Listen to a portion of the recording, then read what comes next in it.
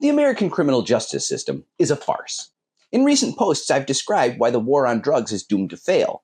The reason is because the drug war uses performance metrics like we have at our jobs, which does nothing to address the underlying causes of drug use. It treats the symptoms, but does nothing to cure the disease. Even if law enforcement somehow stopped using arrests as a measure of productivity, the entire justice system is lousy with similar yardsticks to measure job performance. Just as a police officer with the most busts rises through the ranks the fastest, it's the same for prosecutors.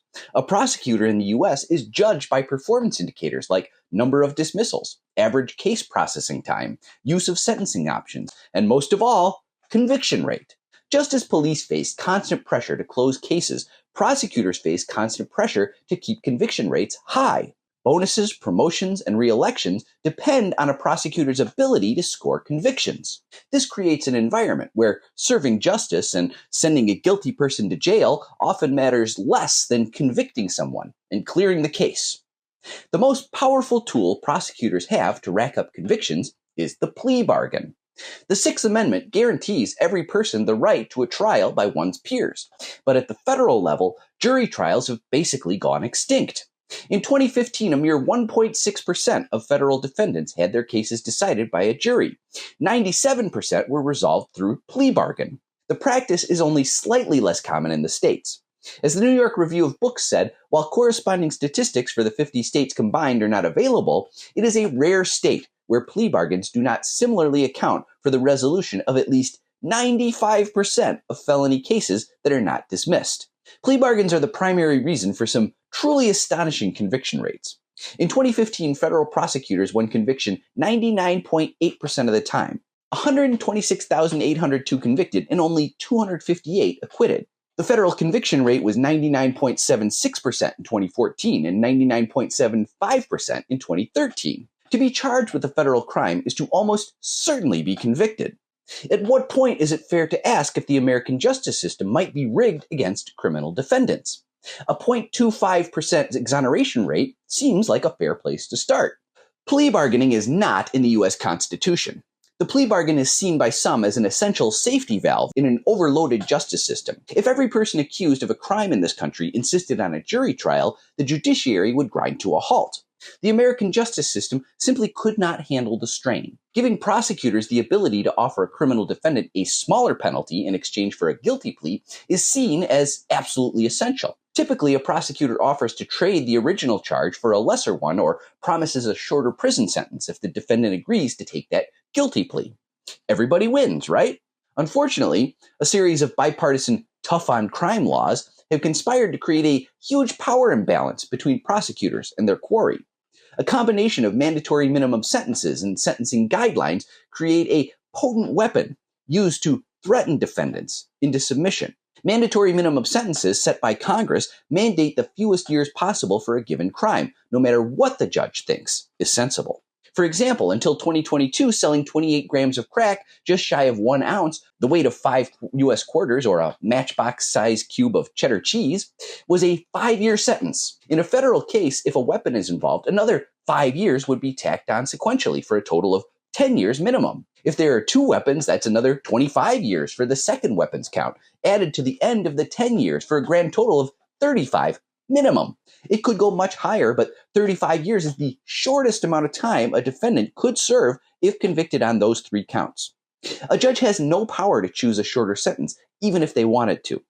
The Federal Sentencing Guideline Manual is a set of standardized calculations judges use to determine sentences based on the circumstances of a case. Is the defendant a first-time offender?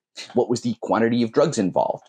Armed with a detailed knowledge of the sentencing guidelines, a prosecutor has the ability to shape how the case is presented to the judge and what charges are brought. Because of this, the prosecutor can basically dictate the sentence at the outset, which is a huge advantage in plea bargain negotiations. In the case of 1 ounce of crack and 2 weapons, a prosecutor might offer to drop the second weapons charge and seek only a 10-year minimum sentence in exchange for a guilty plea. However, if the accused wants to challenge in court, the prosecutor threatens to seek a maximum sentence, up to life imprisonment, if the defendant loses. Most people take the deal. 15-year-old Lakeith Smith was confronted by police with 5 of his friends late one night in 2015 and accused of breaking and entering at 2 Alabama homes. At some point, his buddy Adante Washington allegedly went for a gun, and police plugged him 4 times, killing him. Nobody contests the fact that it was the police who shot and killed Washington, but because of Alabama's accomplice law, Smith was not only tried as an adult, but charged with felony murder. As Smith's defense attorney pointed out, Lakeith was a 15-year-old child, scared to death. He did not participate in the act that caused the death of Adante. He never shot anybody. Knowing that he had nothing to do with police killing his friend, Smith declined the prosecutor's offer of 25 years for a guilty plea. Smith rolled the dice on a trial, and in less than 90 minutes, the jury handed down a guilty verdict. This case got some national attention because of what happened as Smith waited for his sentence. Perhaps reeling from the ridiculousness of his situation, Smith muttered, "I don't have time for this," while he waited in court. That was the wrong thing to say in front of Judge Sibley Reynolds. Holding back his rage, Judge Reynolds called Smith forward, saying, "You got plenty of time for this. When I called the case earlier, you said you ain't got time for this, so I didn't know if you had time for this now." Smith laughed in response and said he didn't realize the judge had overheard him. Following this display of apparent unrepentance, Smith was sentenced to 65 years in prison, 30 years for Washington's murder, another 35 for charges related to the burglary, to be served consecutively. Prosecutor C.J. Robinson remarked, "We are very pleased with this sentence."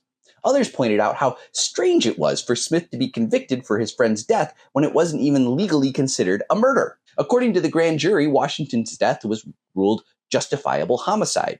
None of the unnamed police officers who gunned Washington down were prosecuted. As chief executive of the Campaign for Youth Justice, Marcy Mistreat told The Guardian, "It just speaks to the excessive power that prosecutors have in our system to even seek these kind of charges." This is part 3 of a 5-part series on how capitalist production theories have infiltrated our criminal justice system, making American criminal justice a complete farce.